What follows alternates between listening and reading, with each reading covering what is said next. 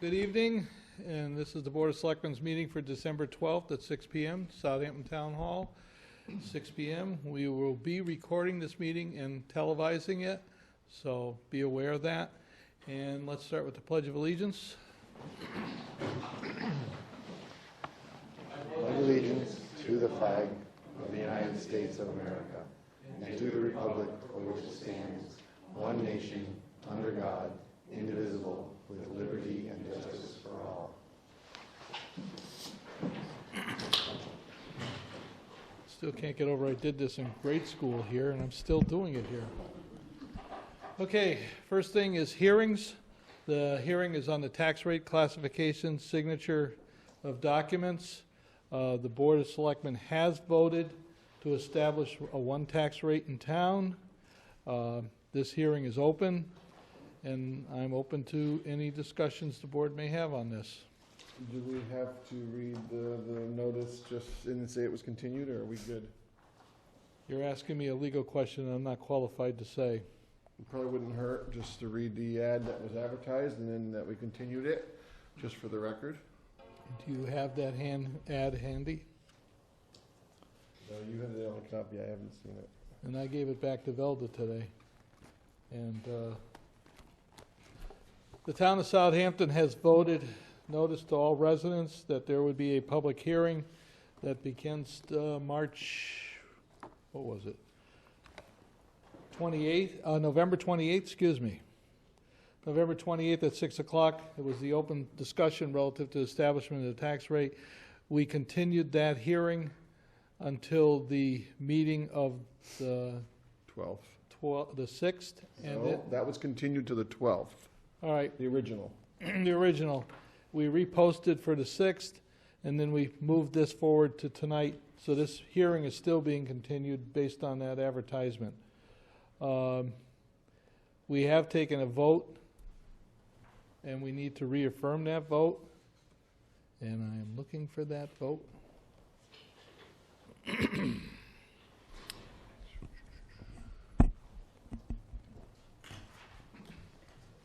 See it handily.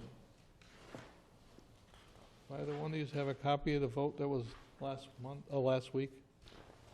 We voted in favor of one Tax tier. tax. And the only reason it was Okay, here it carried is. over was because we had publicized that it was going to end last week. A motion was moved by Mr. Labrie and seconded by Ms. Groden to offer the town administrator. That's not it. No. You have the December 6th. This is December 6th minutes, if you want to read from there. This is what we did. Dork Dodds, it starts off there. That's good, because I don't have those minutes. I bet you Kathy does. If you want to read, that's what we talked about. All right, tax rate classification. Dork Dodds, Board of Assessors, spoke to the board. The Board of Assessors' feelings that a split tax rate does not seem to appropriate and recommended a single tax rate. Charles Konecki read the notice of the public hearing, tax classification hearing that was published in the Daily Hampshire Gazette on December 2nd, 2017.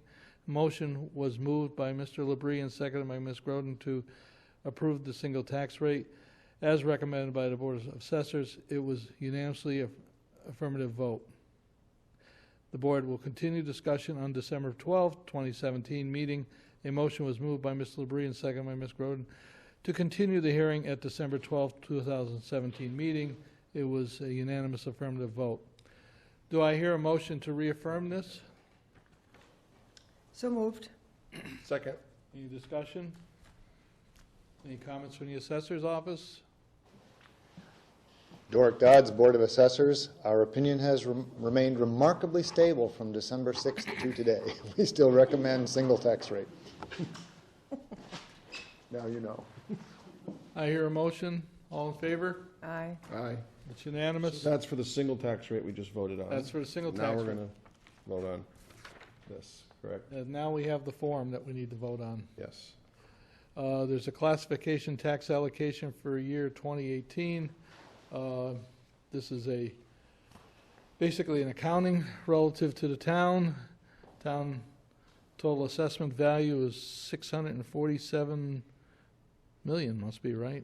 Yep. $874,701. And That's 94%.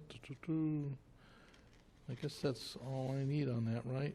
Well, I just have a question. I don't know if Dora can answer this. Down below, it also has residential, open space, commercial, industrial, and personal property all added together for $688,714,368. Is the top one is just the land, and does the bottom one include personal property? Could you explain? If I can remember the form that you're working with. We're just comparing that number to the upper number here. To be fair, I haven't seen this particular form, but I'll see if I can sort it out in a hurry.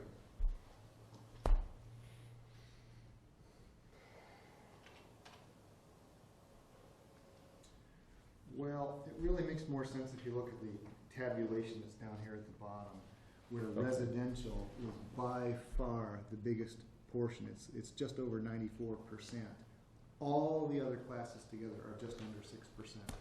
Okay. So this number that Charlie read was just residential. Mm-hmm. Yes. So are we voting on the whole thing or just the residential? Well, we're portion? voting on the establishment of a single tax rate. We already did that. That's it. This here is basically voting to authorize the signatures on this document to move forward. Okay. That sounds bad. Okay. So it doesn't, I don't think it really changes the answer to the question. I'm fine. I mean, if that's, So, if you want to read it, I mean, it doesn't matter, but that's the total number is right, the total number is, the town's net worth is $688,714,368. yes, that is correct. And I'm gonna ask a question. That doesn't include town-owned buildings and property, does it? That's right, because they're not taxed. Right, okay. Very good. Do I hear a motion to authorization of this signature for this document? So moved. I will second that. All in favor? Aye. It's unanimous. Here, before, Now, we need signatures on that now. Is there- And I want to review the minutes and make sure that the minutes are.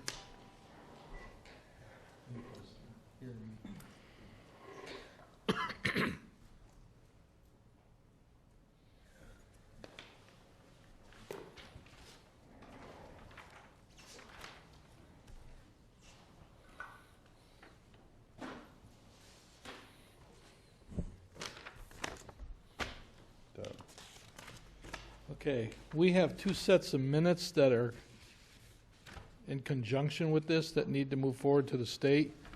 One is for November 28th Board of Selectmen meeting, and the other one is December 6th, which I do not appear to have a copy of. right here, this is what you just read off of a few minutes ago. I don't have a copy of either one of them. It's in the packet. I saw it, read them. No, it's not in the packet.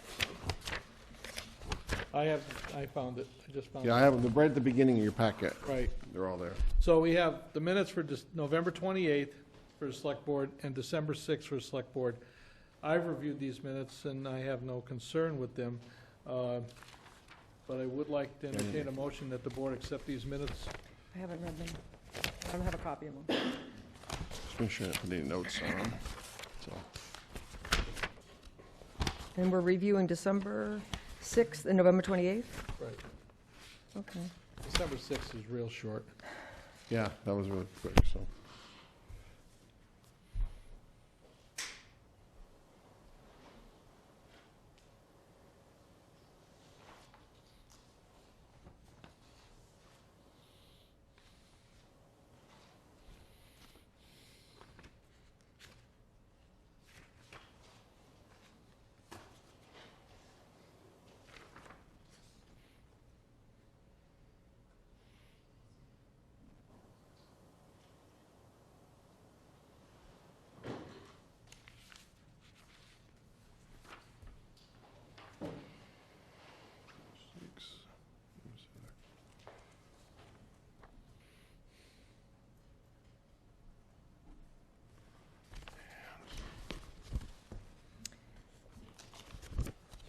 Okay, I'll make a motion to approve the minutes of December 6th. you want to go in order, I'll just review these ones first. I will second that. All in favor? Aye. Aye. So moved. Now you're gonna work on the 28th? Yeah. Okay. Did you already look at them? Yep. Okay.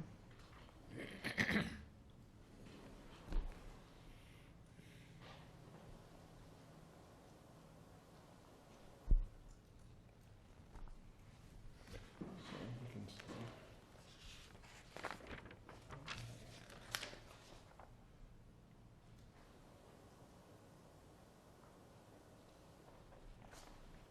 That one's done. Just so you know, Vicky wants that in her mailbox tonight. So we need to make a photocopy of them for our Oh. records. All right, I was told to give all this back to Velda. I'm trumping Velda. Okay. Now Velda won't speak to me for a week. That's why you don't, that's why she gives me the original. Oh, boy. Goods to the town of So should we make a copy for this file as well and then put? Yes. So does Vicky need the originals? I believe so. Okay, so maybe I can make, We can make a copy after the meeting. I don't see that as a problem.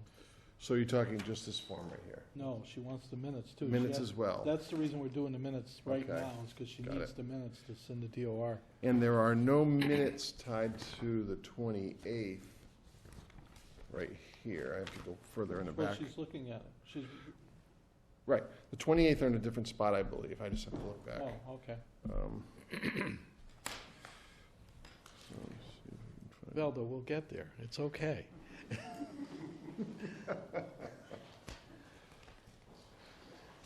Soon we'll have Ed in charge. Ed'll be in charge of the paper. I had the other end of that today, pulling them into the DLS gateway.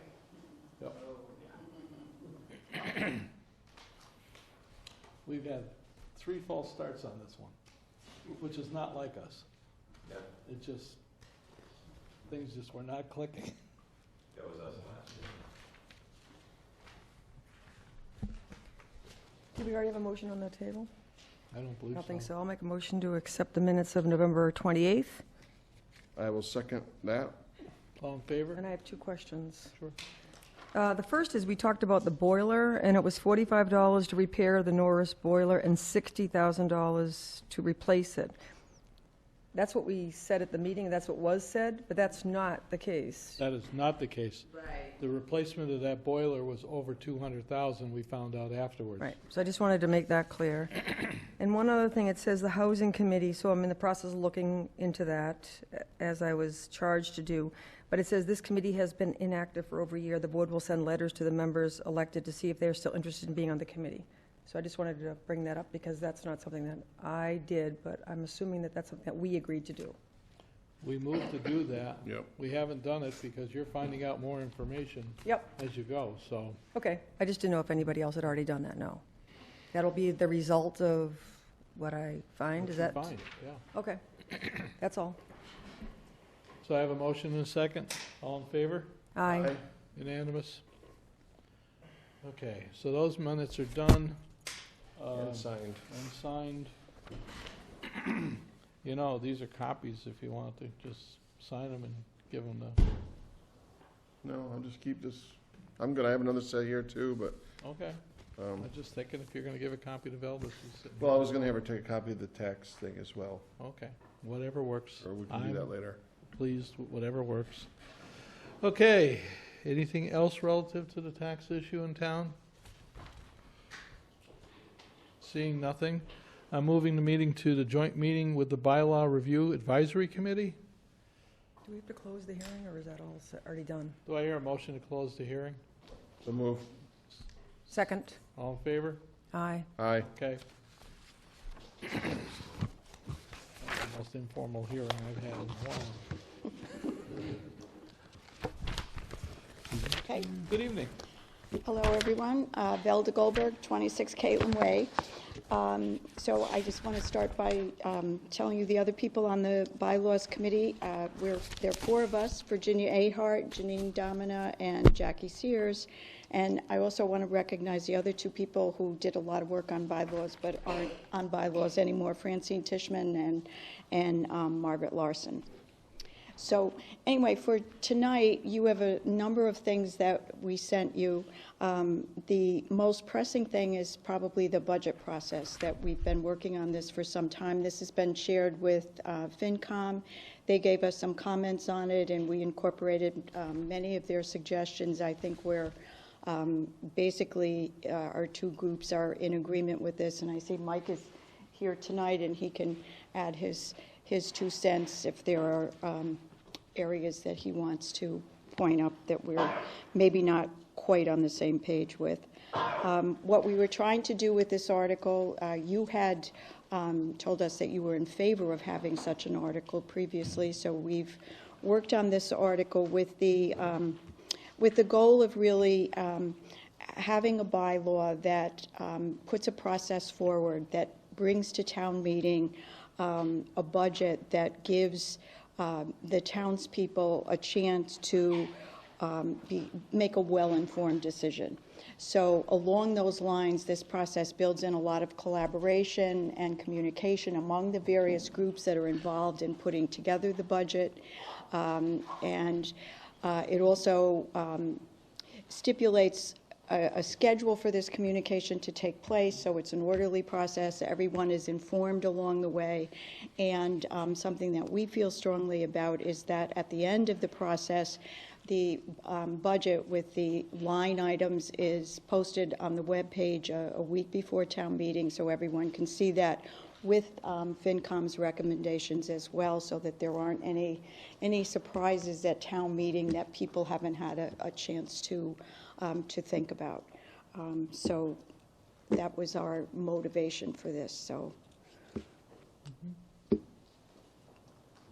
Now, when these are all done, before they go to town meeting, they'll be vetted by the town council? In fact, the preliminary work's already been done. The first draft of the town warrant has been submitted to town council for review. Okay. But I sent out the proposed drafts this morning to all the departments and so on, and anybody I could think of that needed to see them. And we're getting a lot of feedback on a lot of changes on a lot of different topics. So this will get re-vetted again, and then I'll go back to town council again. Yeah, I just have notes here and there, but they're all minor things, so. But I think I already submitted comments. yeah, you found a typo. I fixed that. Yeah, otherwise it looks good. Any? Very good. yeah, So this, what we've been doing with the others, you've approved them, a tentative approval, so that it would then be put in with all of the other bylaws to be approved at town meeting. So we're on schedule with that? That's, you I believe want to so. vote to temporary approval, or? Well, this is the first opportunity. Finance is going to have a couple of minutes just to give us their spin, and we're not going to be approving anything on this tonight. The hope is next week is to actually start nailing down all this stuff. Are you thinking of putting this on the town warrant for this special meeting? Is Yes. that? really? I Oh, thought we oh, were, I thought okay. we were working towards the annual. We're I gonna was do all thinking- these bylaws that fast? Because we have to get, I don't want to vote on anything prior to hearing from town council if we have to make changes here and there.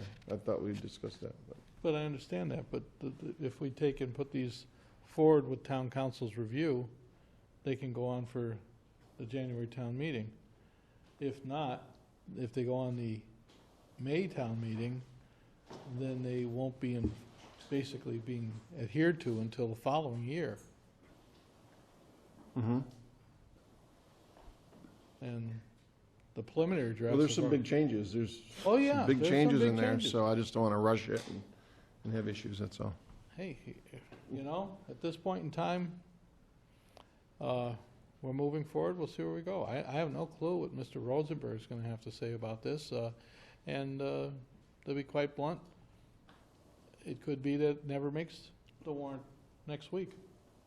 Well, what we had talked about the last time we talked about this idea was that even if wasn't on the warrant for the special town meeting, if it was on the warrant for the annual town meeting, we thought that maybe you could all agree to try out this process this year and see where, you know, it worked or didn't work or whatever, and then at the annual town meeting, you would, you know, you could make some tweaks to it before that.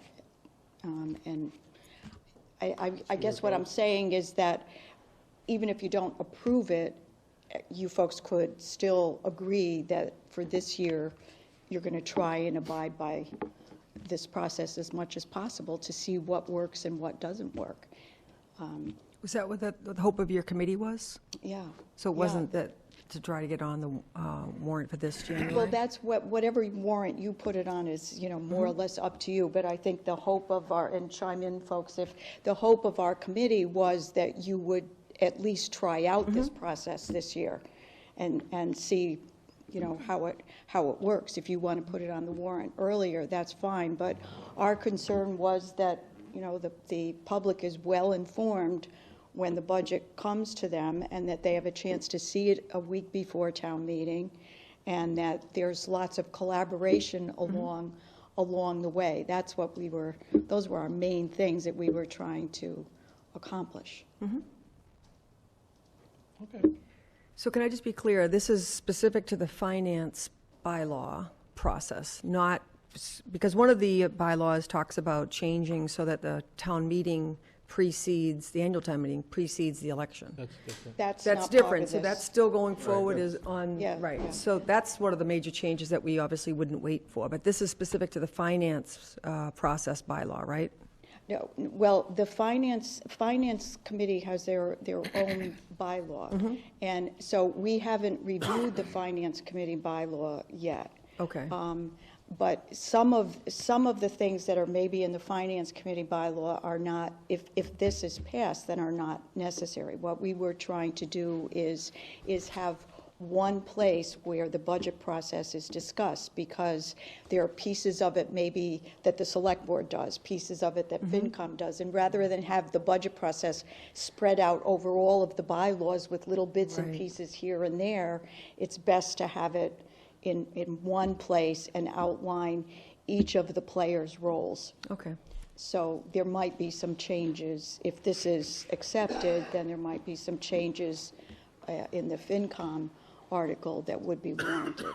I get it, thanks. Okay, I was a little, I thought we were doing all of the ones that Yeah, we've been that's what hitting. I was thinking. So you're 'cause- talking about the budget process bylaw, that's in Yeah. particular what you're talking about tonight?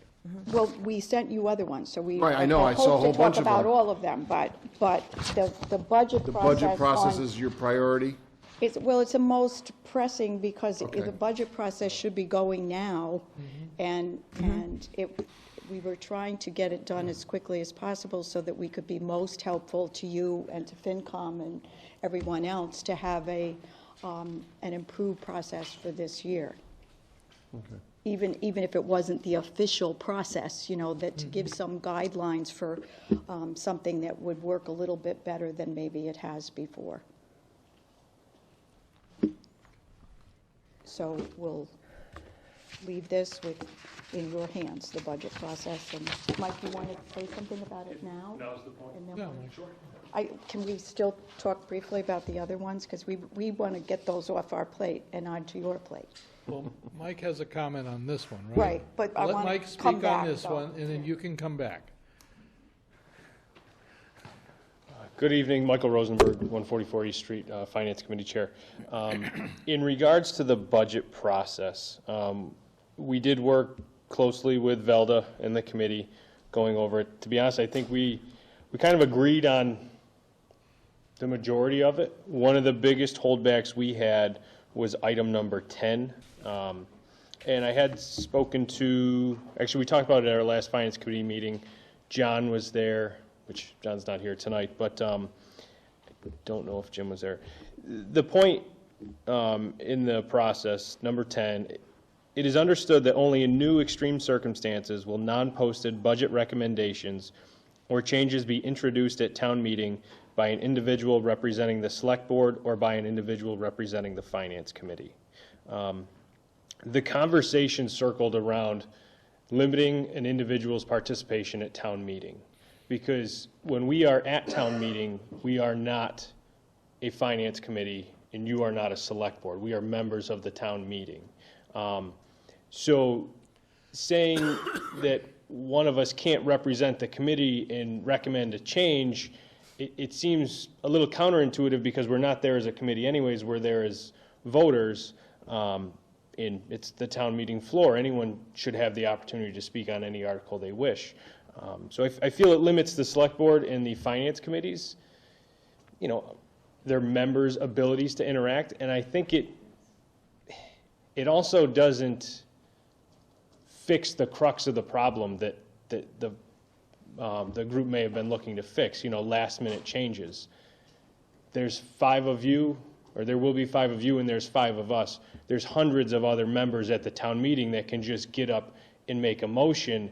I don't like this because it limits the two Pulls your closest. rights away. Right, it limits the 2 closest to the process from making changes, but then it doesn't do anything to any of the other representatives or individuals there. And not saying they shouldn't be able to make changes, or they should be able to. I just feel the language is limiting to us and not to anyone else who could be just as detrimental to the process with the right striking of a motion. So, like I said, that was probably our only real holdup with the process. It is a bit of a process change, but like we have talked about, we feel the finance committee should have a representative on the finance team.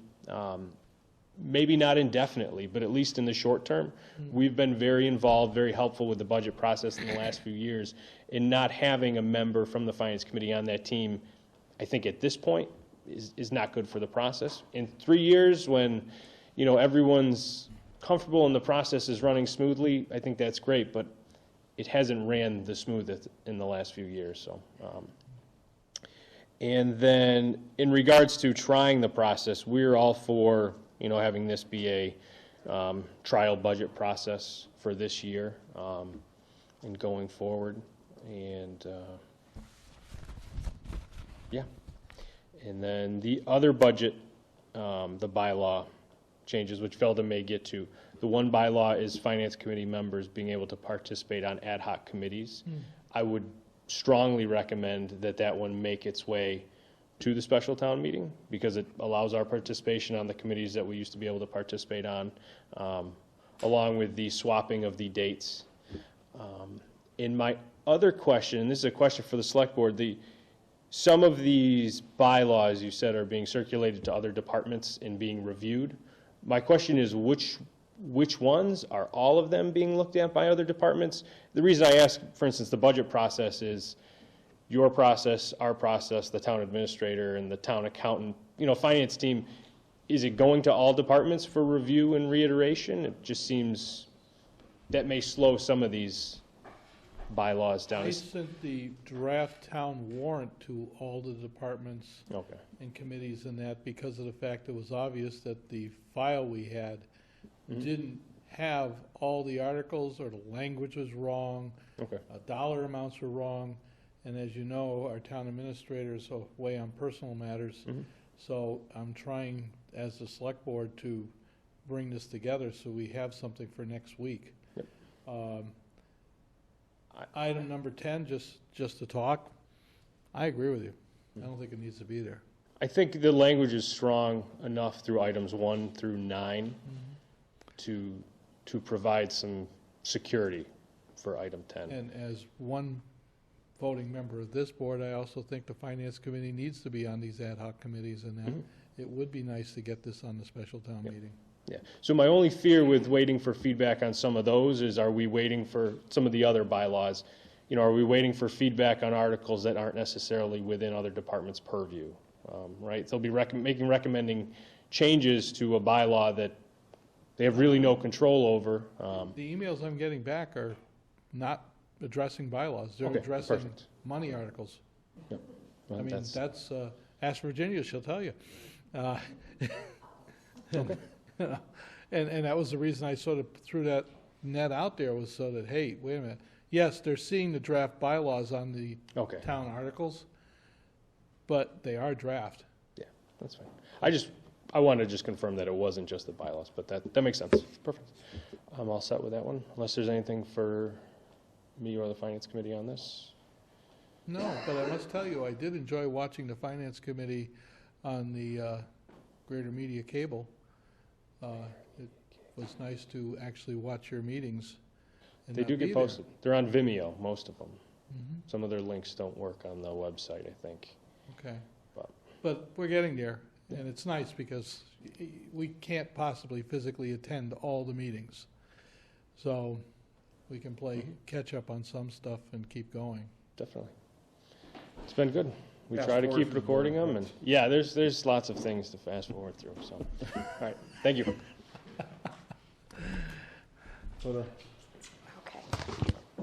Okay. I just want to quickly point out that we had told you this before, but we did, the Bylaws Committee is in favor of changing the date of town meeting and having that on this warrant. And we're also in favor of having Finance Committee members serve on other committees, and we also understood that that would be on this warrant as well, as Mike Is it said. on that draft that I sent you? Yes. Good. And just quickly on number 10, I think that what we were trying to do there is not have either the Select Board or FinCom spring things upon each other at the very end of the process. You know, so that you know what Finance Committee is doing, they know what you're doing, and that all of you will be on the same page. You don't necessarily have to agree on everything, but you'll know where your disagreements are when you come to town meeting. And the townspeople would know where those disagreements are, and things would be posted. And as for, we were also trying to not have things brought up at the last minute unless it was, you know, sort of out of people's control. So that's what we were about there. And certainly anyone can stand up at town meeting, any individual, and introduce a totally new budget. Anyone can do that. We were just trying to set it up so that both the Select Board and Finance Committee, as committees, would not be doing that. You know, any individual can stand up and introduce a totally new budget at any time. But we were just trying to get people to collaborate and coordinate enough ahead of time so that the voters have a full week to look at, you know, everything that's going to be presented to them so they can make informed decisions, and that you folks would all feel comfortable with, you know, what you're coming to town meeting with. There wouldn't be surprises. But if there's a better way to do that or whatever, that's our motivation for putting that in. And I personally understand that and commend you all for the work you've done. I mean, I find this is very, very thorough. I look at item 10, though, as it's basically taking people's rights away from them because they got elected to an office. No, but they can always do it stand up and personally, make it but- as an individual. Right. We just didn't, we were trying to prevent either FinCom or the Select Board surprising each other. Oh, we will. You know, That's that guaranteed. you're going to have disagreements, but those disagreements should be known before you get to town meeting. You shouldn't be springing things on each other. And that's what we were trying to prevent. But it's obviously up to you folks, however you put this forward. But that was the motivation.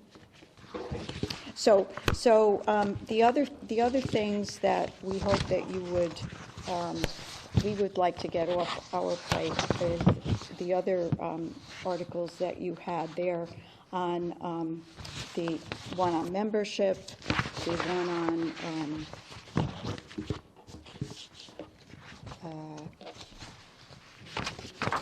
what's the other? Wait, I mixed up my papers here. The one on the town administrator, and the one on conducting business, and the one on the other, Would you like me to read them? all of them? Well, it's just 1 through 4 on the town administrator. Right. Yeah, Town administrator serves as the agent of the select board with the duties and responsibilities delegated by the select board and delineated in the town administrator's contract. The town administrator may not hold elective office and may not be a voting member of any appointed town group. The town administrator acts as the chief procurement officer pursuant to MGL Chapter 30B. As an employee of the town administrator shall be subject to the town's personnel regulations relating to placement on administrative leave and termination for cause. Do I hear a motion to accept this? So moved. Second?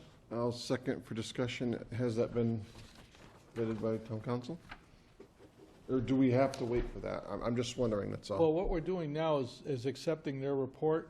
Then the next step is to submit it to town council for Okay. final review. At least that's my understanding of it. Okay, I just want to approve this, and then town council comes in with a revamp of it, and Because we have Mr. Gibson here. you like it? Ed, seeing you're here anyways, and we do appreciate the fact that you are here playing catch-up on all this before you actually start the job. I actually have a free night, so. This is not what you do on a free night, Ed. It is in my lifetime right now.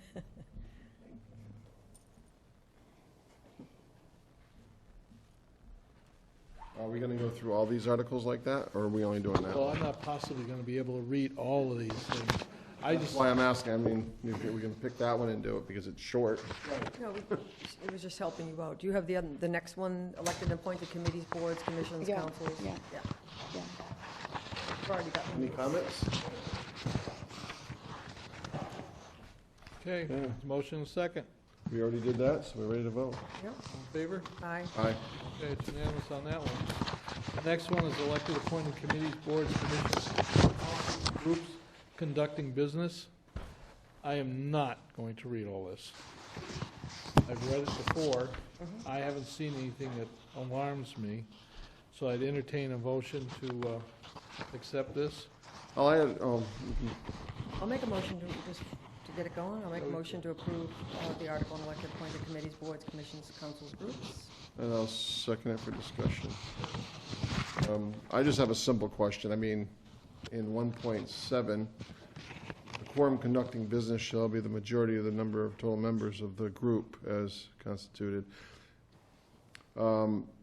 In some cases, you have to have a supermajority, so I don't know if it makes a difference if we mention that. I know in the planning board, there are certain instances that come before the planning board where you need a 4 out of 5 vote. Well, this And would that not, this would not negate any state statute. Okay, I'm just A throwing local that out there. regulation doesn't negate a state statute, Okay. from my understanding. Okay, that's it. That was the only question I had in that area. There. I think you did a great job, and I think it formalizes Yeah, it's a lot of very things good. about assigning, voting for chairs, vice chairs. I think there's a lot of very specific guidelines that, frankly, I think will benefit all the committees of the town. Yeah, and I like the leave of absence clause. It's nice. Helps keep boards running. when People show up. Oh, we need that. Yeah, I like it. That's the clause that says the chair of the select board can leave after 2 years as chair. Very good. All in favor? Aye. It's unanimous. Okay, the next article, appointed committees, boards, commissions, councils, groups, membership. This article describes regulations relative to the membership of appointed groups in all instances where there are no existing state laws defining such. All members shall serve without compensation or benefit. Again, this is another one that I've read that I don't have any reservations over. Do I hear a motion? So moved. Second. Discussion? Okay, I mean, just checking on this, maybe I'm wrong, but 2.8, once the select board appoints an individual, the town administrator's office sends a notice to the individual, that's the way it's been, and a copy of the certificate of appointment. Is that generated by the town administrator or by the town clerk? Normally, they give you the certificate or a card when you are sworn in. I just didn't know if it was the town administrator or the clerk that does that. I think it's the town clerk. Or do you get both? Maybe you Could get a we ask the certificate town and... clerk and find out? Oh. Would the town clerk approach? We could keep guessing, Janine, you know? Janine, excuse me, Jane Domina, town clerk. The process that we have in motion right now is once you appoint someone, they get an email or the town administrator assistant sends them a notice that they had been appointed. And I get a certificate of appointment. So they have to come in, get sworn in, and then I check it off. I sign off on that certificate. Okay, so they generate the certificate and you sign it. Right. Okay, that's I wasn't accurate. sure. Yeah. Copies, that's perfect. I wasn't sure on that. That's why I asked that question. Okay. Thank you. Go ahead. There's another one here. I just have to figure out what my question is. Well, I have a question on 2.10. Okay, I'm on 9, but go ahead. In the rare case, the select board may vote to remove some or all members of an appointed group for cause. Do you define cause in this? Well, that would be probably back to the state, right? And you can have just cause or cause, isn't the same. What's the cause? Well, okay, in all the contracts we do for the chiefs and things, you can remove them for cause. Isn't it the same? But the cause for that is typically the fact that they're not doing their job. Right. There you go. I'm just making sure we all understand this, that Well, the question, I had a question on that one as well, since we're on 210. Do you have to put in rare cases? I mean, just the select board has the right to, why would you put in rare, yeah, I would just simply in rare strike. cases, but it's I would just strike the in rare cases too. just the select board has the right to remove somebody for cause. I mean, I think that makes more sense, but that's just my 2 cents. And the one before that, I'm trying to figure out. Perhaps it was intended to not imply that it's going to be a common Constant. thing. Yeah, I know, but I don't think it would be. We're not going to go around doing that, or the board, I'm sure, wouldn't, but it doesn't really, I don't know. So you have to demonstrate cause and a rare case at the same time to remove somebody? Fine to remove. I don't know, I And just I think- thought it was odd. I don't see that in cause contracts. just applies. I'll, Think it- whatever, if you want to leave it in there. So we have a motion to accept this with the modification of deleting in rare cases. No, yeah, I'm not quite ready yet. I got one more thing here. I don't understand, in 2.9, a member of the group is absent for more than half of the group's regularly scheduled meetings over a 6-month period. That's fine. Then it says, or does not participate in the group's work for over a 6-month period. So if they don't go to the meetings, but they do something, does that make it where they cannot be removed? I just don't understand that That's the way I read second it. clause. So if they're not participating and going to the meetings, I think that should be reason in itself. I don't think, just because, And/or does not participate? Just But put the some word, groups don't necessarily meet. A lot of the work is possibly done outside of meetings. or if So- they do not meet So- regularly scheduled meetings, then I could see that. I just thought it was, so Jim, if we put the word and, 6-month period and/or, no. meaning either way, I would say, or the group does not meet on a regularly scheduled meeting, then they don't participate in the work or something like that. I mean, then you're gonna really, I don't know, I just thought that was a little strange. When I read it, I was a little confused. I'm just thinking. Am I about- not making sense, or, I think maybe if you have other people that are here on the committee have comments, please Yeah, I'd like- join. But I think what we were trying to do there, that there, you do have committees that are, there's a lot of work that's done outside of meetings. So the work of a committee isn't necessarily just attending the meetings, it's also doing work outside of the meetings.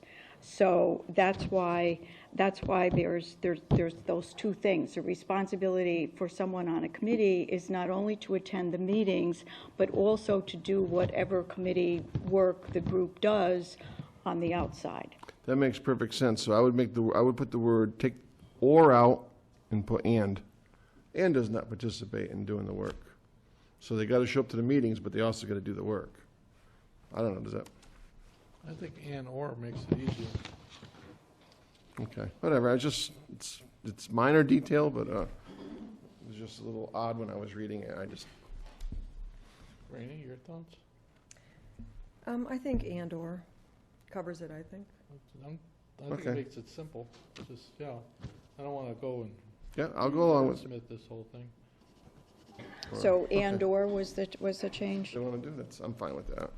So the motion is on the table and modification to 2.9 over a 6-month period and/or does not participate, and 2.10 strike the words in rare cases. All in favor? Aye. Aye. Unanimous. Okay, Oh, that's great. So, Great to me. I think a really nice job on that. all right, wonderful, thank you. Thank you. All right, next is report of town administrator. Ed, are you ready? Absolutely not. Good job, Ed. Accept this report as read. That is right. Bob send you anything or no? Nothing. Okay. Old business, net metering credits. Sir? Yes. Thank you for having me back. Zach Holt from Hampshire Power. And yeah, we've discussed a couple of times about the option for net metering credits from Cal Power, particularly from the Granville Farm, Rockwood Farm. And they're using the waste from cows to create energy. And I just visited the site last Friday. It was really, really neat to see. 18 feet deep, these huge basins that are collecting the waste, and the methane gas goes to the top. It goes out some pipes, spins a turbine, creates energy. I mentioned before where it's actually burned on site. No, there's no combustion. So it's actually just the pressure from the methane is spinning the turbine, creating the energy and sending it to the grid. What that means for the town of Southampton, about $8,800 in savings annually. And so these credits are pretty consistent month by month. So as opposed to getting net metering credits from solar, you get more net metering credits in the summer from solar. From this, it's very consistent. The cows are doing what they're going to be doing every day, month in, month out. So it's a nice way to, you can count on it, count on the energy month by month. And so when I was here last, I think you folks liked the idea, but needed council to review the agreement. And so that has happened. A few changes have been made, but very minor. So those changes have been approved by both sides, our developers and KP Law, as it would be. Mm-hmm.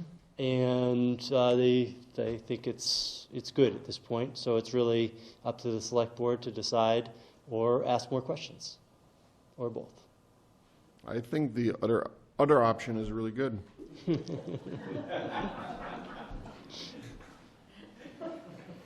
Sorry. You gonna make a motion now, too? He was prepared for that one. You worked on that one all day. I've been waiting a month for that.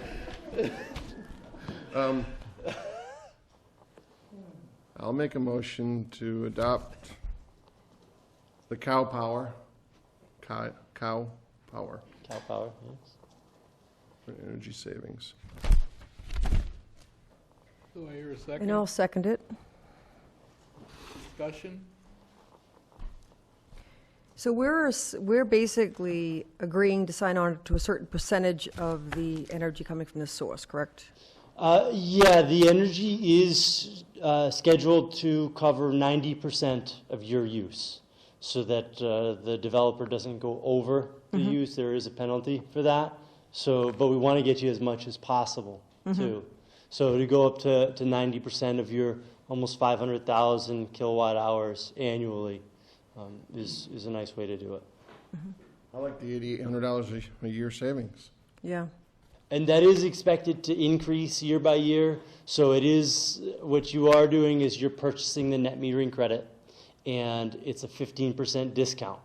So that net metering credit right now is at 10.6 cents per kilowatt hour. And that'll increase at about 2.8% over the lifetime. Motion on the table and seconded. All in favor? And I just have another question. Sure. And the term of this is how long? 10 years. 10 years. Whoa, can we sign a 10-year contract? I believe this law allows us to. Yes. Okay. Yep, Chapter 25A allows you for energy procurement. Again, I'm not an attorney. That's why they. You asked me, I know. And that was a discussion. KP Law had no problem with that, the duration of it. There's just a typo under A, just so you know. Seller. Any more discussion? I'm good. I'm good. All in favor? Aye. Aye. It's unanimous. Mr. LaBrie, would you sign the contract so we can get it back to Velma? I have one here if you'd like. We are under strict orders for Velda. He is responsible.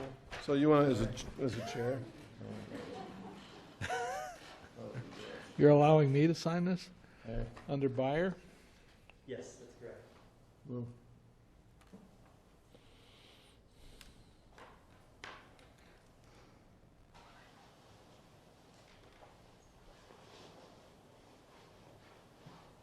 And then this will be executed in the next day or two, so I'll send you the executed agreement. Or I guess it's to, Bob or Velda. all right. I got it signed here, but do I give it to him, Velda, or do you want it and Well, give it to she him? needs a copy. Yeah, Don't, I'm sorry, I was trying to lead you the wrong person. Yes, we need the developer to sign it, so tomorrow I email it to her, she countersigns it, so it's fully executed, and then I'll send you the copy. It'll be tomorrow or the next day. Are you okay with that, Velda? Okay. it'll be recorded in the minutes, Velda, so, you know. Mr. Rosenberg, you, I just had a question, 144 East Street Finance Committee. So right now, the town has a contract with another electricity supplier, and we're purchasing, say, the majority of our electricity through them. I don't think all of the buildings are under that. No. Does that contract have any demand-related stipulations, and does that contract have any effect on the contract that we just signed in regards to demand, right? So if we're buying 90% of our electricity from a former contract, which we still have, and now we just signed a contract to buy 90% of our electricity from a different supplier, how are those interacting, and has the legal counsel weighed in on that? It's a great question, and a lot of folks ask just that, but net metering credits are completely separate from supply. So you get your supply with us, and it does not affect that agreement. If in the future you get your supply from another supplier, it will not affect that agreement. These net metering credits and the whole community solar and anaerobic digestion opportunities for net metering credits allow for businesses, towns, everyone to shop their supply. So if you can get a better supply rate, that's awesome, but this is separate from that completely. So as of right now, we use a separate supplier, right? We have a contract for a different supplier. With this With us. gentleman here. No, we buy electricity through a outside supplier, correct? Yes, us as well. So we do it through both, because we signed a contract 2 years ago, I think? Yeah, about For 2 years reduced ago. power? Yeah. Okay, so both of them are through you? They are now, yeah. Okay, just confirming. Yeah, I was that- making sure they weren't two different No, entities. it's all the same, and Exactly. it's same focal point. Okay. And to that point, though, if you do have a different agreement in the future for supply, this would still work for you, just the same. Very good. There you go, it's right there.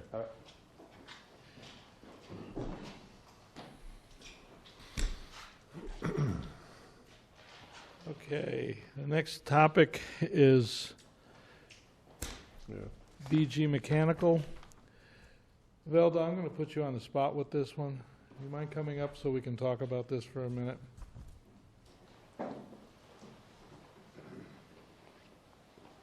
First of all, Velda, I must commend you on the work you're doing. I am extremely impressed. Thank you. You, on the other hand, can leave now. We have here two contracts that were supposed to have been acted on for BJ Mechanical relative to the maintenance of this building and its heating and cooling system. The company has been doing services for us, but without a signed contract. Velda, can you give us a little bit more information on this? We have two contracts with BG Mechanical. One is for the nuts and bolts of the HVAC system. And the second contract is for the software that controls the nuts and bolts of the system. Originally, I think we didn't have BG Mechanical last year. It was a different company. And when you switched to BG Mechanical, I think that what happened was that people thought that the software, that the control system was going to be included in the new contract with BG Mechanical. But the contract that was signed was a maintenance agreement. It didn't include the software system. And the software system was priority software of the previous company. Which was who? I'm blanking on the name of the, But it was a different company. I'm sorry, I can't remember the name of the So- company. It was a totally different company, and their software was the software that controlled the system.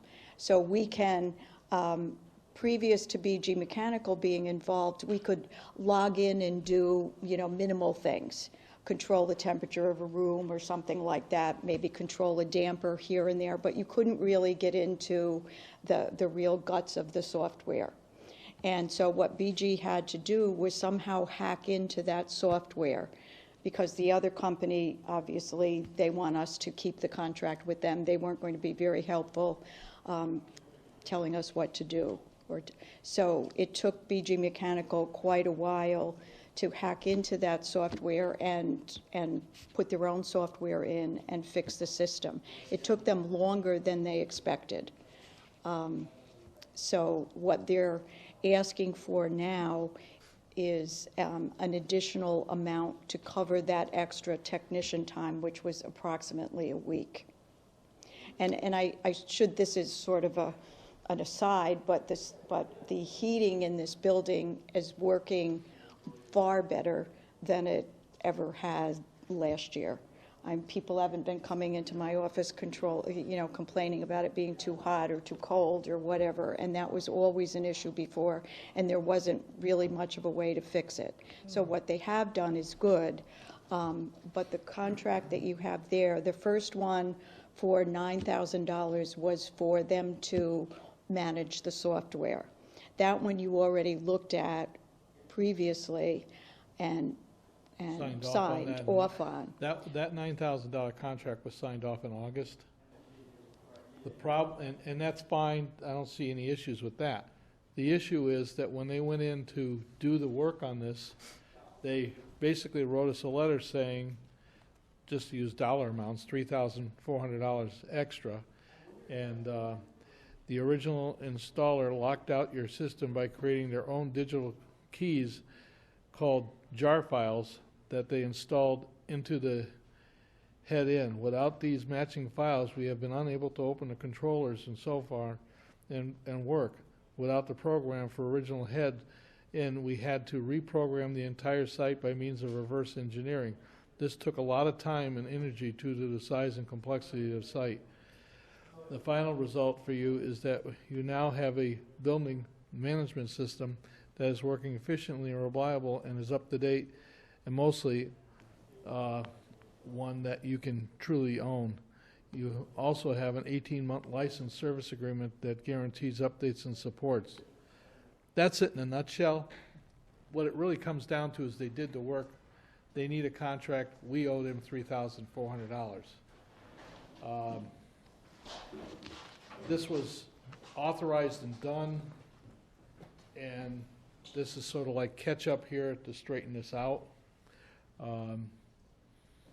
So they're looking for us to sign a contract, which in my mind is basically a promissory note that will come back and pay them the money that we owe them. Well, I don't quite see it that way, but go ahead, No, no, It's a Jim. little different. I mean, I was looking at the contract. The one we signed for $9,200, it's a 3-year contract, so it's a little over $3,000 each month.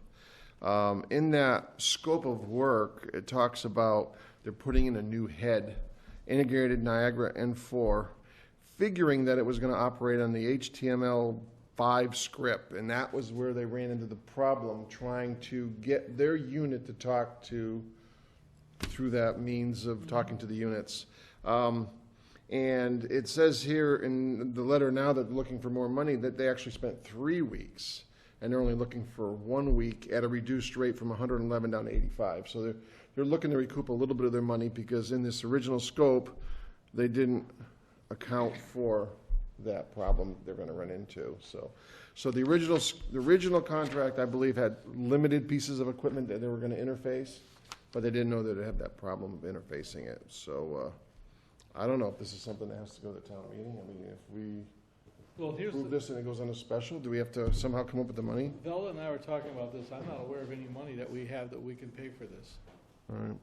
The other question I had is, we had Priority Software, or whatever company was before, that they locked it down, made it their own system that what couldn't be unlocked easily, obviously. Was there insurance with this? Did anybody go back to the previous company? What's the plan to try to, undo what they did? And the other thing is, when they were encountering this problem, did anybody call anybody and say, wow, this is much more involved than I thought, it's going to cost $3,400 more, or is this just, go ahead and do it and then send a bill? And this is only my guess, is that they talked to the town administrator about this, but that's a guess on my part. Dan, I know you want to speak, and I'm going to let you speak, but I just want to roll this through. Yeah, Maureen answered most of the questions that I had, same thing. Okay. How can they lock us out, and was there communication, do we authorize it? So, So I guess my only question is, we are now past the middle of December.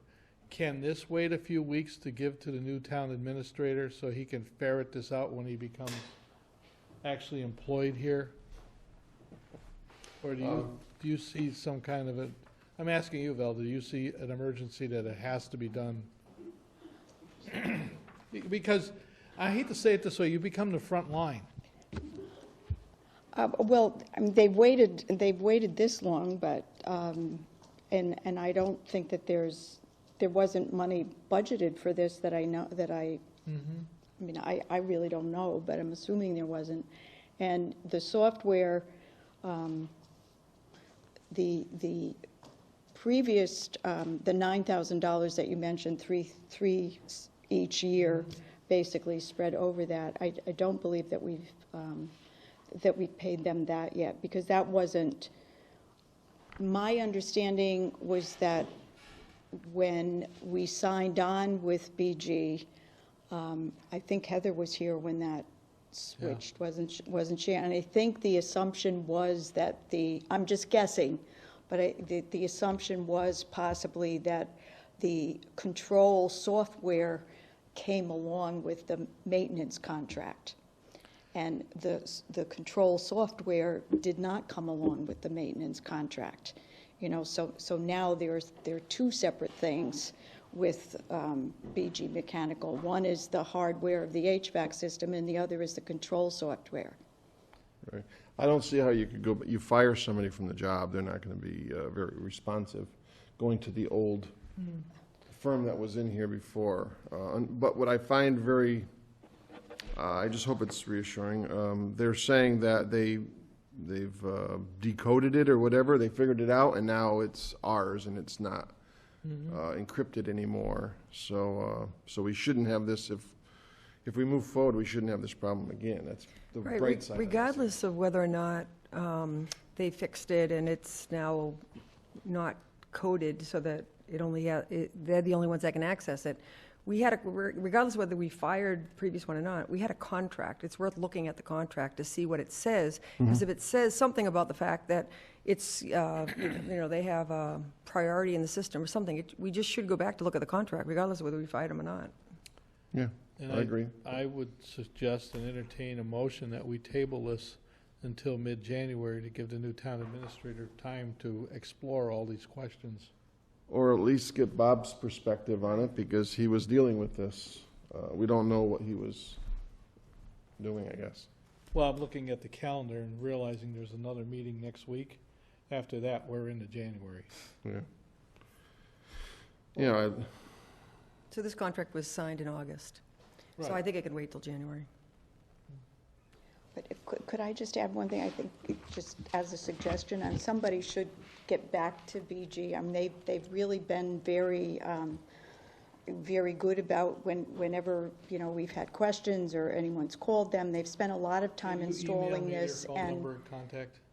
someone should, because they haven't gotten paid yet for the software system, and now they've already spent this extra work, and they're not going to get paid.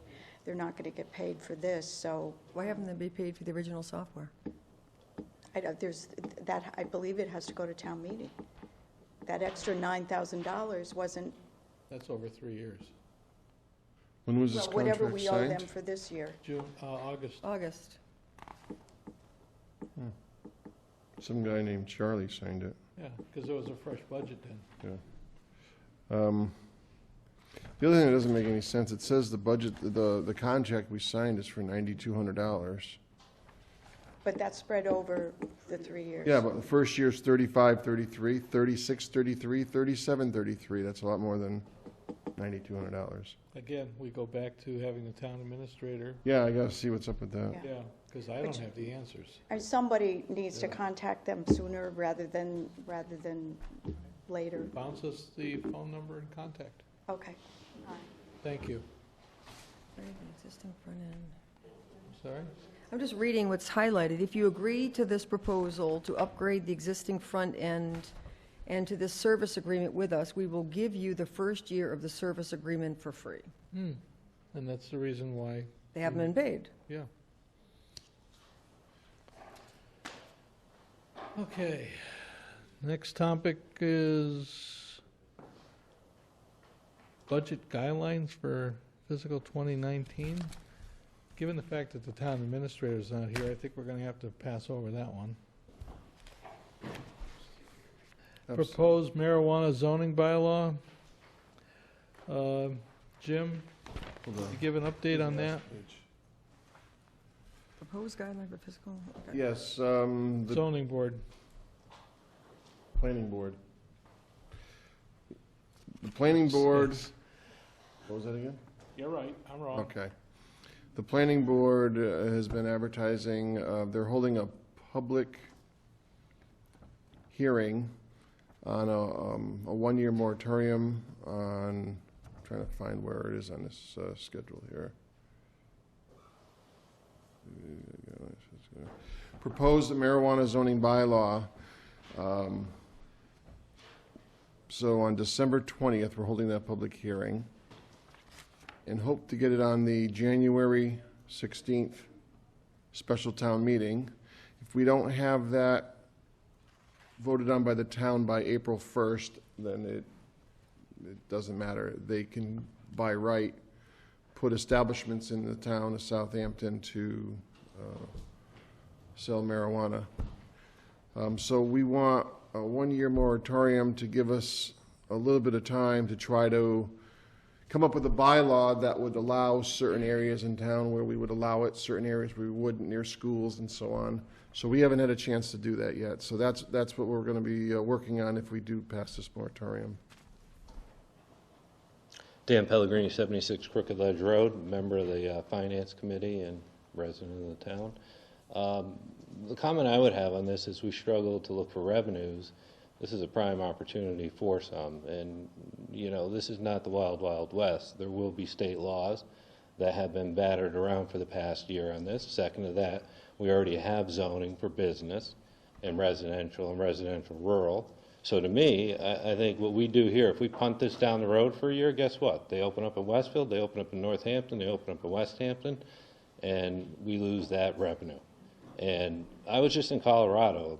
Let me tell you, that place is booming because of it. And the amount of local tax that's put on it and revenue that comes in, it's something, whether you believe in it or not, it's a revenue opportunity for this town. And for us to kick it down the road a year, I think we're going to lose our spot.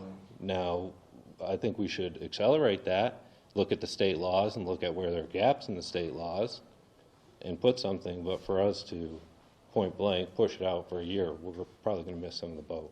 You do realize state law is not going to be enacted until March relative to this? Yeah, which is right around the Canopy Board is still drafting the regulations?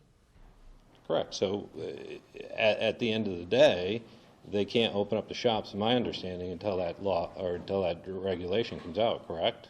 That's my understanding, Yeah, too. so once it comes out, and then from there, if we don't like what we see, we can enact and do something on that. But for us to throw something out there right now and say the next 12 months we're not going to allow it, when we're facing a major budget situation, I mean, isn't it big dollars in the schools and that we're going to be short? And we don't have many revenue opportunities because, you know, I've already put out there industrialize the town or bring in other businesses. We don't have the infrastructure. We don't have the sewer systems. We don't have that. So we've got limited. So then it really comes to building houses in retail or this, I mean, this is retail. I mean, that's really what it comes down to.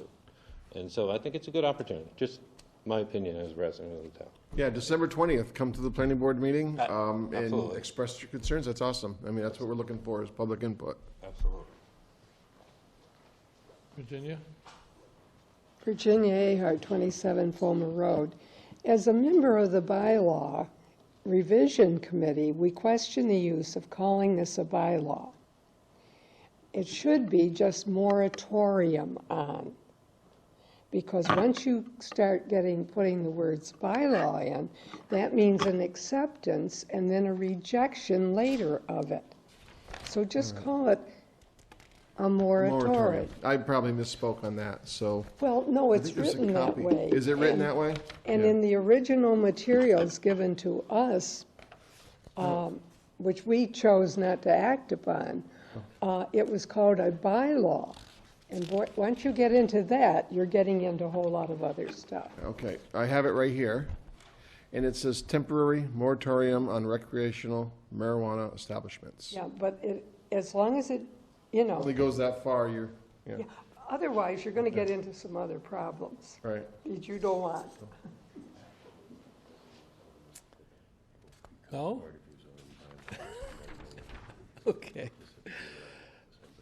Okay. Any comments? or Yeah, I have a we'll- comment. I think the original request was from the Board of Health, and the hope is that we would approve it ahead of a planning board meeting or hearing with the public, and I am not comfortable with that.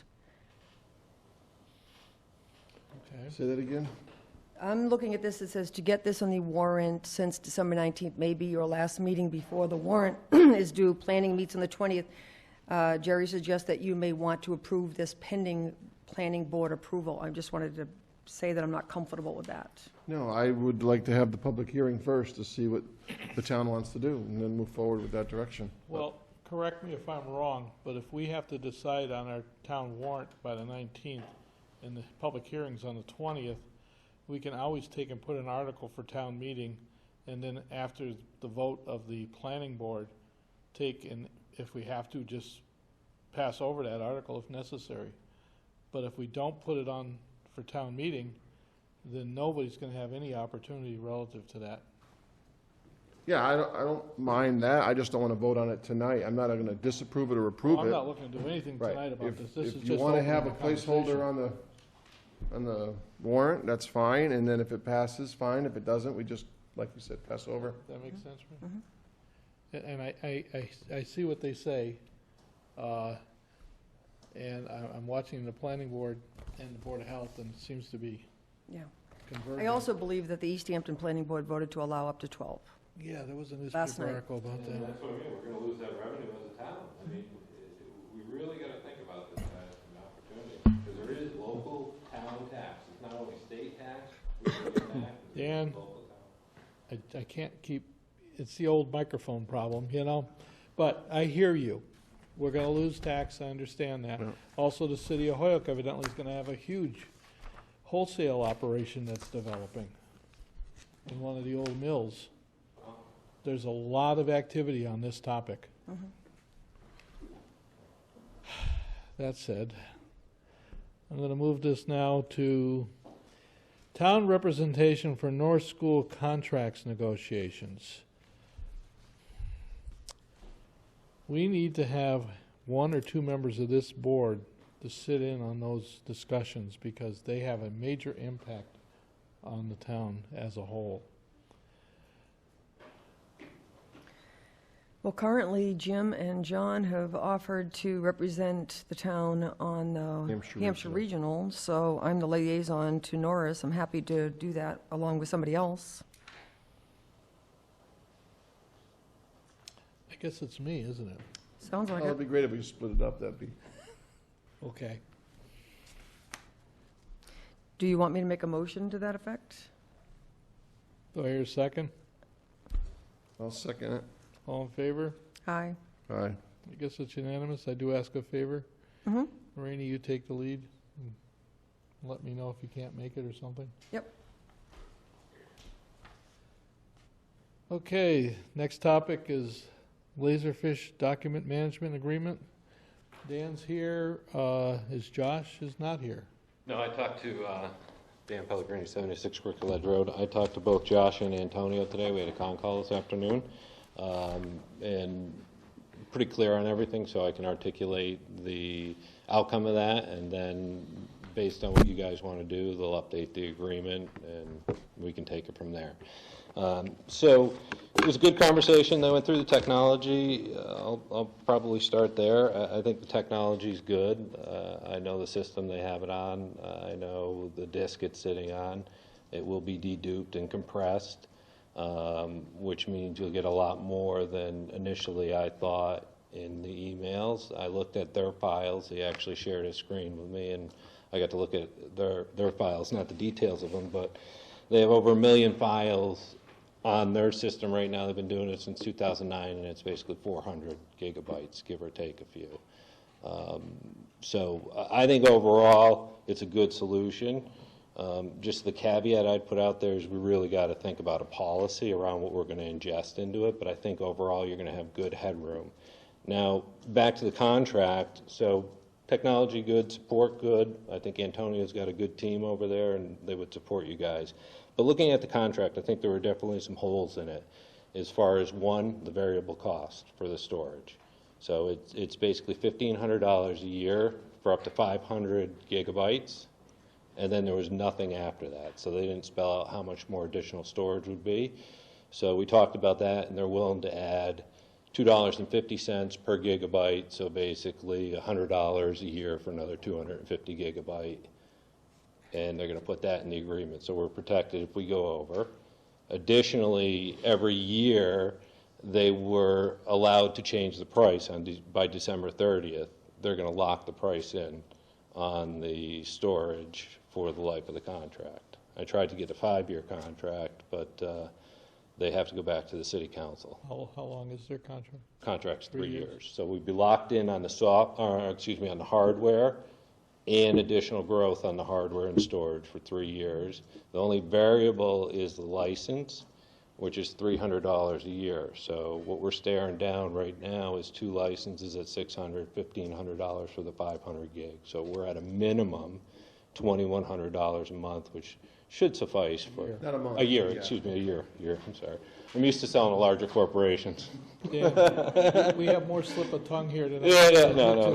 So a year, which I think is reasonable. So the only caveat they're going to leave in there is if they get a software increase, they can pass that software increase price. But at $300 a year, even if it increases 10, 20%, 30%. So I feel comfortable that they'll have us protected from a cost and growth standpoint. They will also, like I said, to put the language locking in there, the exceptions of the licenses. So that's on the cost. Any questions on the cost or No? fees? I think it's good there. Yeah, SLAs were the next area, which are service level agreements. So basically, you know, if we have a problem with it, we were going to have to call Northampton and they have to respond to us. They will agree to those and they will put them in writing. There's basically level 1 through 3 help desks, starting at their help desk on level 1, going all the way up to the software company on level 3. It's business hours and it's for the 2 named users. So we can only name 2 users. And if we want to add any more users than that, it's going to be $2,000 initial cost plus $300 a year. Now these users are the people that can scan it. Question, Yes. are we looking at the school department being a user? We could. You could give someone their user, or you could allow them to pay the $2,000 up front and then $300 a year, and they would have it. Now, what he showed me is how Northampton is set up, and on his desk, he's got a file for every single department, like school, highway, and then if you really wanted to get sophisticated with it, you can buy a license for each of those, and they can have their standalone area. But yeah, there's lots to do. I think there's a lot of flexibility in it, and I think overall, as long as we have a policy management, we'd be in good shape.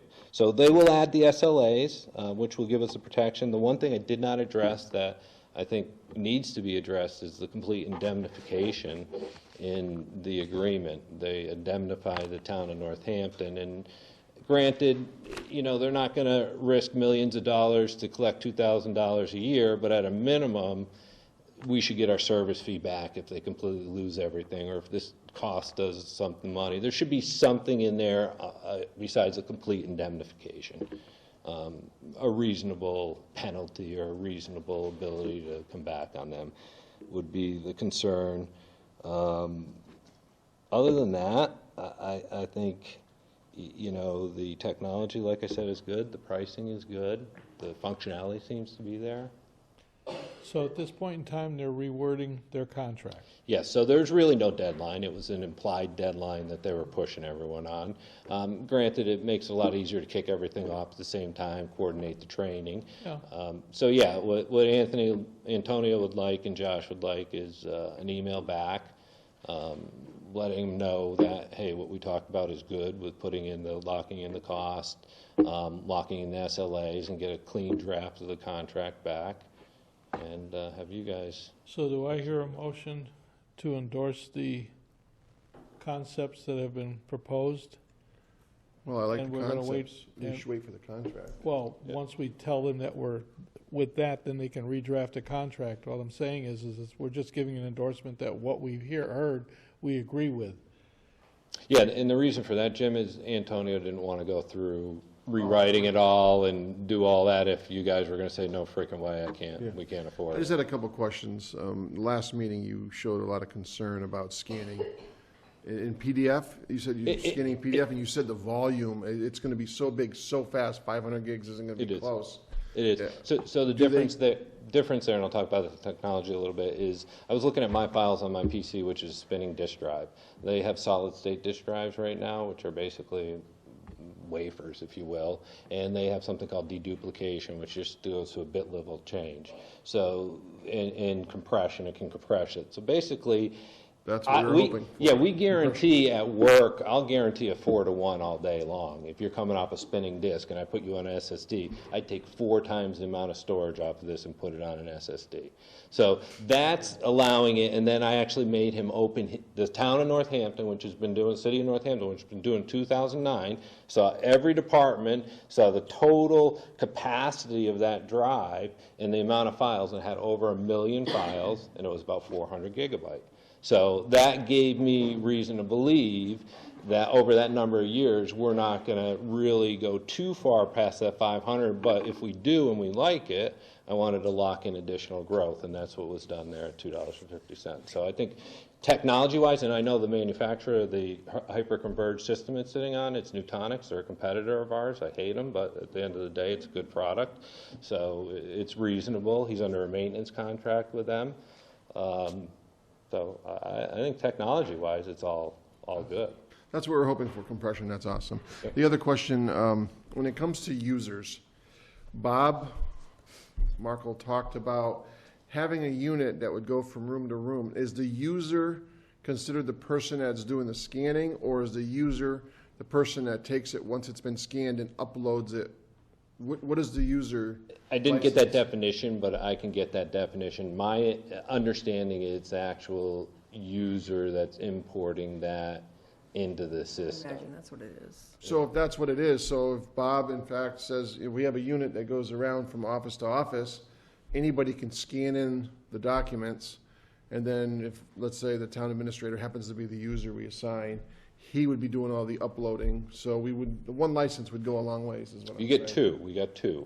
Okay. So the only additional cost for that second one, and we might ask for better license definitions, and I'll actually ask him for that in the email, because there should be terms coming from the license company as to what defines a user. But we do have 2, and he also did say it's easy enough for them to switch those licenses, the named user, because my concern was if I name you Jim and you go off and do something and you don't want to be in a part of it, do we have to buy another license? And he said, no, we can switch them. Additionally, if we find we want more, if the school department, he maintains a pool of licenses, he said, and he would give us one of those, but we would have to pay for it. So I feel pretty comfortable on that. And again, you know, I think there's ways around the user thing where you can get a lot of the importing done and then maybe have someone click a button or, you know, whatever to launch it. But I will get that definition for you. And we pay per user, too. It's $2,000 per user. It's $2,000 up front, which is covered by the grant. Right. So what's covered by the grant is the first year storage, the 2 licenses of $2,000, plus there's $4,100 in there for a new PC and a scanner, and I didn't really beat him up too much on that, but maybe we could and try to get 2 out of them, because that seems like a lot. So then additionally, once you buy that license, your maintenance going forward on that license is $300 a year. So our ongoing costs would be $300 per license that we own, plus we have to commit to the 500 gigabytes, regardless of what we put on there. So we're incurring a $1,500 a year charge for that 500 gigabytes. So a total of $2,100 a year. Starting next year, it'll be all free, because that's paid for and all of that import, but then it'd be $2,100 plus any growth. So overall, I think it's fairly good, but we do have to find $2,100 next year. So if we build a store right now, then. Any other questions? Well, I want to thank you for doing that. I mean, No, it's nice no. having somebody with your knowledge help negotiate that. Thanks, no, and I'd be more than happy to volunteer for some other technology things if we can get the bylaw passed to allow me. Well, the next thing is going to be establishing a policy. And really, guys, I think that's the biggest thing. I mean, there's obvious things that you can get started on right away, but a policy there, and then additionally, what you have to think about is if you don't get rid of the paper, you've done no good. So, you know, you've just created 2 copies of that mess that you have. So policies are key, and they don't have to be so rigid, strenuous, but we should have policies. Could I just ask you one other question under data protection? It says data backup retention, 12 monthly instances. Can you explain what that means? Yeah, so they have two backups over there. They actually have two systems. So they do a daily backup to a system. So it's a system-to-system backup, so they can restore off of either system pretty quickly. One's in the DPW site, one's in their data center. So they're in two different disparate sites. Then once a week, they'll do a full backup and move that off to another system. So they maintain this full backup over here on a weekly basis, and then they do a daily one over here. So you're protected on the daily, but let's say that daily blows up and your primary blows up, they can go back over here and get a week. And then, so they'll keep a week, keep rolling a week, and then they'll do one monthly, and then they'll wipe out all those weeks and start another week after that. So very good data retention policy, very good technology. So I feel comfortable that, again, on the indemnification, we don't need a lot, but we should at least get our $2,100 back a year if they blow our documents away, at a minimum, or something to help restore them, or, you know, just something. Is there anything built into this in terms of breach, you know, if, You know, I didn't look into the security aspect. I don't know what you guys are going to put in there, but again, that's another concern on the full indemnification, because again, if you put something out there that's sensitive and they control the security on these servers, I mean, ultimately, one of their admins could come in a back door and do something. So again, you know, something where I underscore the indemnification that we need to look. And you know, companies always limit that liability, but there's gross acts and stuff like that that can be put in there to protect all parties. You know, but I would run that by the lawyers if they haven't looked at that. But other than that, you know, And you mentioned the last meeting that maybe they mentioned that if it ends, they give you all your data back. Correct. And of course, it's all compressed and proprietary, and we won't be able to look at it. Yeah, but you could ask them. You could ask them to roll it to a tape. You could ask them to roll it to somewhere else. But Yeah. you know, I know the company they're dealing with, an SSD. We can get it to a format. I don't see us really needing to go away from a service like that, and then it should be pretty easy to migrate to another service. So it's not that bad. It's a good situation. thanks a lot. Perfect, Thank you. So I need a motion to agree on the concepts presented. I'll make a motion that I am willing to move forward if they produce a contract in line with what Dan was talking about. Yeah, I'll second that. Any discussion? Dan, you're going to follow up on it? I will. I'll send a note out to Josh and copy the select board on that, as well as Antonio, outlining the points we discussed here, and they should send back an agreement. And then from there, I would think you could take that agreement to legal and just have them Yeah, that'd be the next double step. check it. All in favor? Aye. Aye. Unanimous. Okay. Any other necessary business that cannot wait until next week? I asked. There are no personal change forms this week. We're now going to get into licenses and permits relative to common vicular. I will read the list of licenses, but I want the motion to accept these to also say that they will not be issued until the town treasurer verifies that back taxes have been paid for. I Guys agree. comfortable with that? I agree. The treasurer's office has been busy with the tax bills, so she has had an opportunity to get through all this.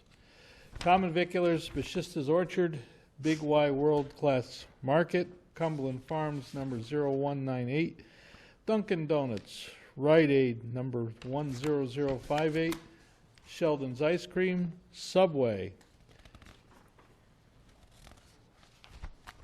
Do I hear a motion? So moved. Second. All in favor? Aye. Aye. Unanimous? Did the clerk get that? Okay. Now I'm going to move into alcohol and others. We'll do them all, sign them later. Once again, I'd like the caveat to read that these licenses are approved pending approval by the treasurer's office that all back taxes have been paid. Camp John Association, alcohol, common vicular, entertainment, co-op, and other entertainment. Opa Opa Steakhouse and Brewery, alcohol, common vicular, entertainment. Paisano Restaurant and Pub, alcohol, common vicular, entertainment, co-op, other entertainment. Southampton Country Club, alcohol, common vicular, entertainment. The Tin Can Alley Lounge, alcohol, common vicular, entertainment, co-op, and other entertainment. Westlake Gourmet, alcohol, common vicular, Country Liquor Store, alcohol, Smitty's Package Store, alcohol, Southampton Beer and Wine, alcohol. Do I hear a motion? So moved. Second. All in favor? Aye. Aye. With that caveat. Yes. I want you to be aware of the fact that there are 3 outstanding licenses, and the reason is simply because some paperwork is still missing for process. The hope is by next week we will have those. It's not that there's a problem with these facilities, it just is the paperwork hasn't caught up on this. And trust me, the stack of coordinating paperwork relative to these licenses is about yay thick. I did not think you wanted to see all this on this desk tonight. If it's necessary. No, I don't think so. So, Becky's. article special town meeting. Well, wait a minute, you didn't do package stores. I have one here. You didn't. I have nothing on the list here. Oh, I do. I have We did 'em? Smitty's. Oh, that was, you And read them off? Southern- Okay, yeah. I'm sorry. Got it. She has them categorized a little differently. You are responsible to her, Not a problem. I'm okay? I'm just, I responsible. wanted to have to everything Wayne. in line. Okay, Pilot the Navigator. Articles for January 16 town meeting, we were gonna review that. And there was also the discussion on the marijuana. We've already had the discussion on the marijuana. The special town meeting articles, I sent out the draft that I received from Bob with some of my comments. Comments are coming back now on articles that are missing, need to be tweaked, so on and so forth. The hope is over this week, we can readdress those missing issues and send out a better copy of this so that we are prepared for the 19th. So that's the status of that. If we do not accept this by the 19th, I believe our next selectmen's meeting in January is too late to post for the special town meeting. So that would require us to have a special selectmen's meeting first week of January if we don't get this done by next week. Yes, Mike? Michael Rosenberg, Finance Committee, 144 East Street. So you are anticipating reviewing the articles in full the 19th? That is my hope. Okay. As you know, I'm short the town administrator right now, and so I'm trying to corral all the loose ends. Okay. I want to make sure that whatever the final group is, that I guess the Finance Committee has that to review, has the time to ask questions, to communicate back and forth with the board, because if we don't do the 19th, you're not going to have a meeting the following week. I know. And then we're into January, and it leaves 2 weeks for review, and I don't want the Finance Committee to review a list of draft articles that may not even be the articles on the warrant, right? Your point is well taken, and like I sent out what I had, only because I was able to corral all that. But I can tell you right now, there's problems with it. Okay. And I'm gonna try in the next few days to put more of it together, emailing Bob back and forth from where he is, so that we have something that's a better package. Yep. Could very well be that we end up with a special selectmen's meeting after Christmas. I don't know how we're going to avoid it, frankly. That means getting it all together by next Tuesday? Right, we're going to have a special. I'm It- sure maybe Yeah, two. we might as well just plan for it. Okay, Not a problem. I guess that's my question. Can we plan for it? Because we generally meet, both committees meet here, go through all the articles. If you want us to meet here next Tuesday, if you want to plan for let me a day to have the joint meeting to review with questions, at least we'll have the opportunity individually to review, have questions, and then address them all here at once. How about the 28th? Not around. I'm not around either, and I'm not around on the 26th. After the first of the year, I'm wide open. Yep.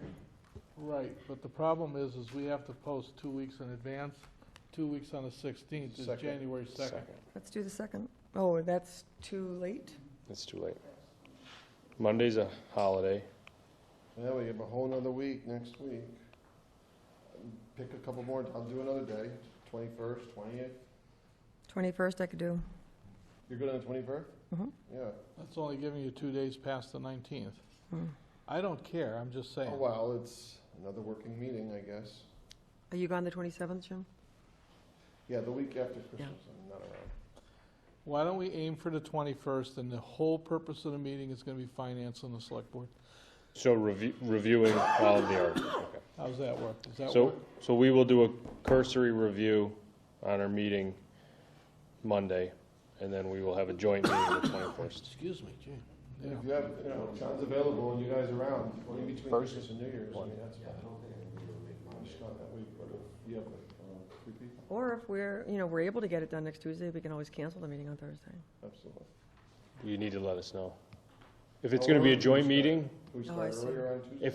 but if it's a joint meeting Tuesday or a joint meeting Thursday, Good. we need to know so we can post. I would post both of them. Post, yeah. It's easier to take them down than it is to, So we will post Monday, Tuesday, Thursday. Would you like to start earlier? What about Wednesday? Wait till you, then I'm gonna have what she's gonna say again. so we're going to meet on the 19th as a regular selectmen's meeting. Mhm. And then we're going to meet on the 21st, and the sole purpose of the 21st is to finalize this with the finance committee. Am I understanding that right? I'm fine with that. And we're going to start at what time on the 21st? Well, 5:30? I know he's usually earlier stuff. John's the one that has the schedule that locks him in. The rest of Yeah. us, So I think he's, 5 is tough, but 5:30 is doable. Yeah, 5:30 is better. yeah, 5:30 is fine. If we're only gonna do it in just one thing, whatever you guys like. I'm yeah, I prefer just- 6. 6 o'clock it is. 6 o'clock. It's fine. All right, 6 o'clock, 21st, dedicated totally to the town articles. Okay. So we Oh, it better be. we will review Monday. And I will try to get as much as information as I can to you. So I'll send the questions that may come up at our Monday meeting to you Monday evening or Tuesday morning. Right, we'll just share stuff through the emails and let people, Okay.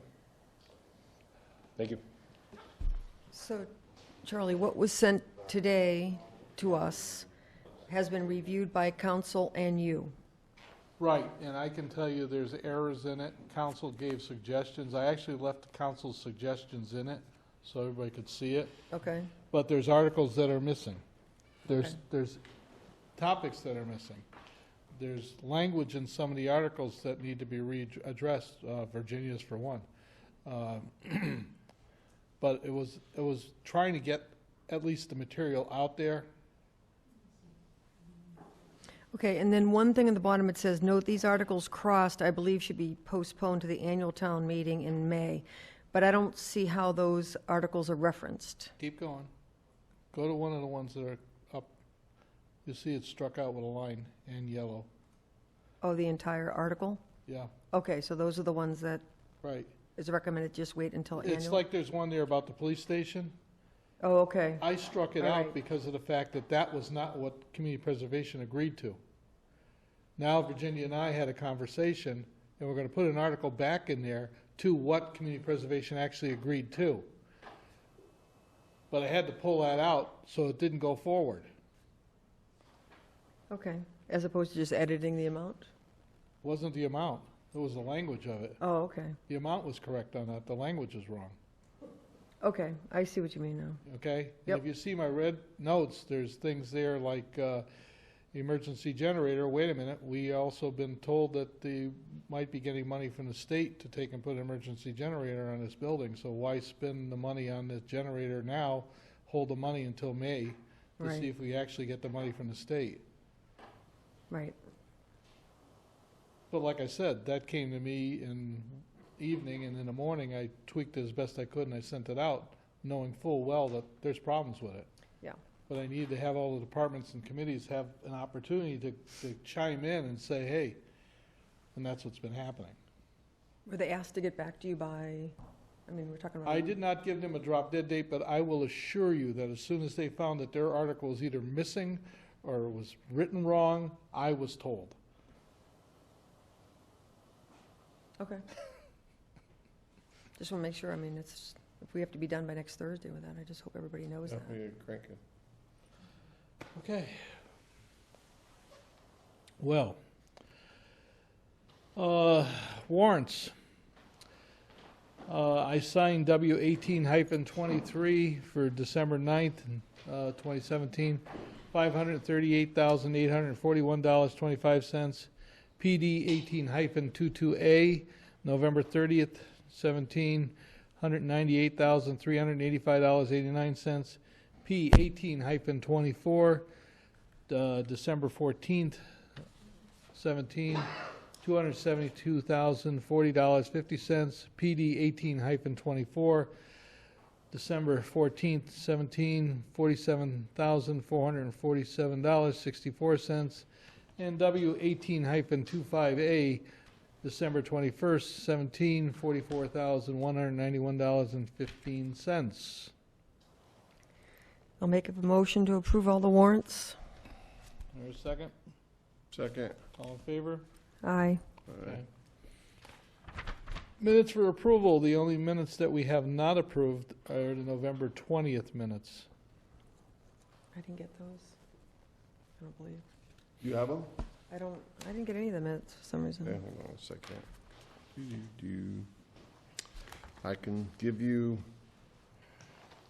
the original. Let me see if I have it in my packet. Let me see if I can find it. I won't lose them. Here, it's really short. Just He make doesn't sure. trust me. I don't know if he's gonna give them to you. Get it right. It's one page. It's really simple. So I'll just.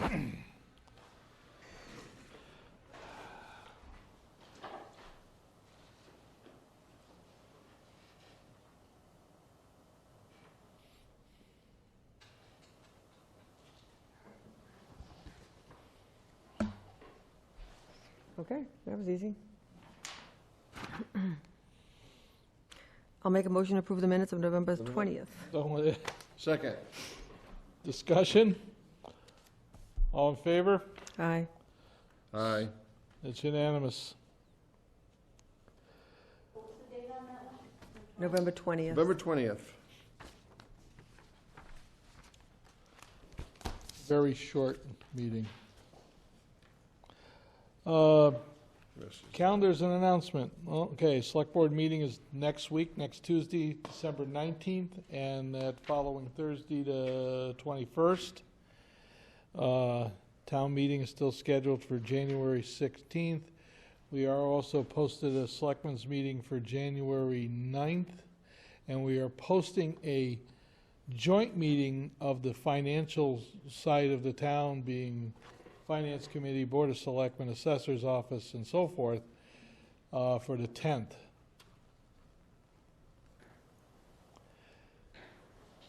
That said, is there anything else in front of this board? We can sign these later with all the liquor licenses. Yeah, it's going to take us a Yes. while. Yeah. Open time for the public.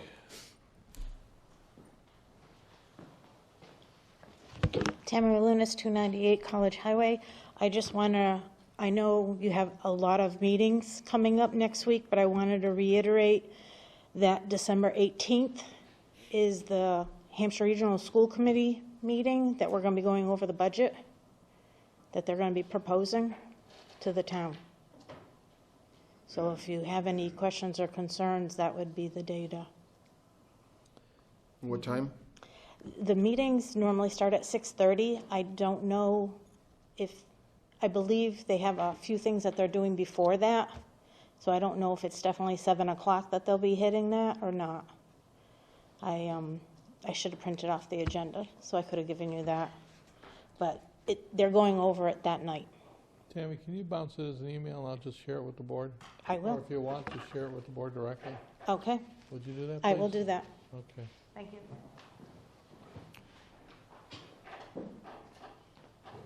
We're not talking marijuana, right? No, no, we're all done on that. We're all done on that. It's revenue. That's That's it. okay. Just, you know.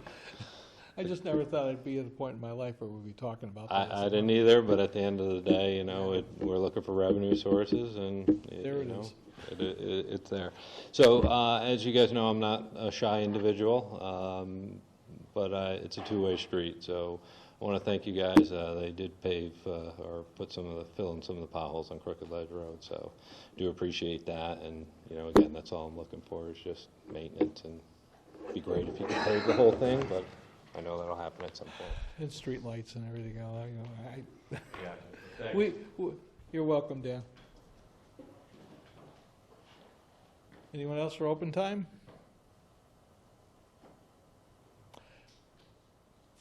You gave me that look, Tammy. I was like, okay, here we go again, right? It does say 6:30 for the meeting Monday night. It starts at 6:30, but they're going to go through. Oh, I see what you mean. Students, they'll go through, start sending warrants go around. I believe they normally do the principal's report, the super's report, and they also have a presentation to that. Oh. That's what I'm saying. I don't know exactly what time Okay. they're going to do that. And is that in like the auditorium, or where do they have it? There? Library, okay. Yeah. I didn't, Yeah, we never get been. together in the library. We met last week? No, excuse me, the 4th, and went over the budget. And they have really taken into consideration the elementary schools issues that are happening, not just with us, but with a couple other of the towns, and have really scaled back. Compared to last year's, they've scaled back a lot. So they're going to come through with, you know, this is level service kind of thing. These are the things that we really need.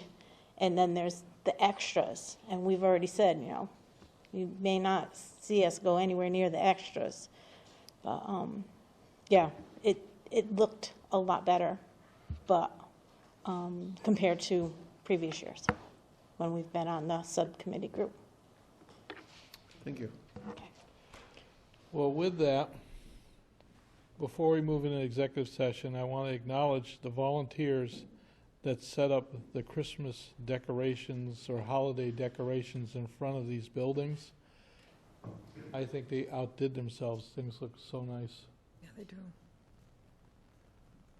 And now, we have to go into executive session, so under Mass General Law, Chapter 30A, Section 21, Item 6, to consider purchase, exchange, lease, or value of real estate. If the chair declares that an open meeting may have a detrimental effect on negotiation position of the public body, this pertains to the Greenway, the chair so declares. On MGL Chapter 30A, Section 21, Item 6, to consider purchase, exchange, lease, value of real estate. If the chair declares that an open meeting may have a detrimental effect on negotiation position of the public body, this is the Wayne property on College Highway. Chair does declare. Mass General Law, Chapter 38, Section 21, Items 1, 2, 3, and 6, approval of executive session minutes. With that, I need a roll call vote to go into executive session. Roden, aye. Kaneki, aye. Labrie, aye. This meeting is now going to take a 10-minute recess, and then we're going to executive session. Thank you, everyone.